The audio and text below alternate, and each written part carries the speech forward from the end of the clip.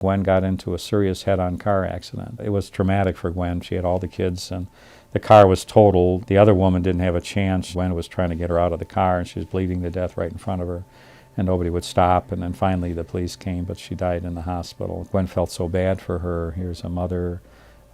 These children will not have a mother. And Gwen, we had 7 children at the time, and knew how important a mother was. And it really was bothering Gwen very deeply. So we bore down on this True Devotion to Mary program very deeply.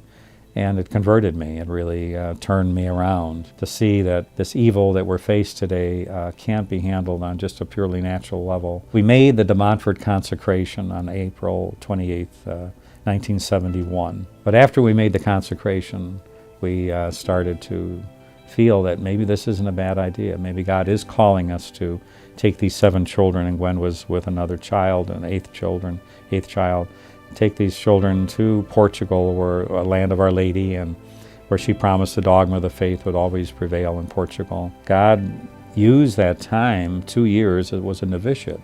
It really, we look back at it, Gwen and I, before she died, we used to talk about this and how it was a radical thing to do, but it was the best thing we ever did.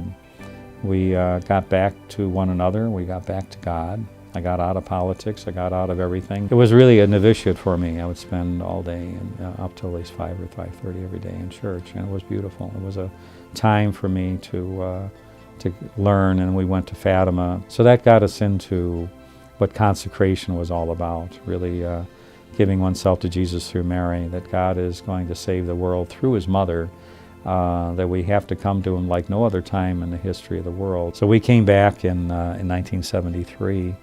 And your question is, how do we start the apostolate? Well, after that 2-year novitiate, which some people would look at as a waste of time, but we looked at it as probably the most powerful time of our life. It turned our direction, and it gave us the beginnings of an interior life and the formation that we needed to enter into the church.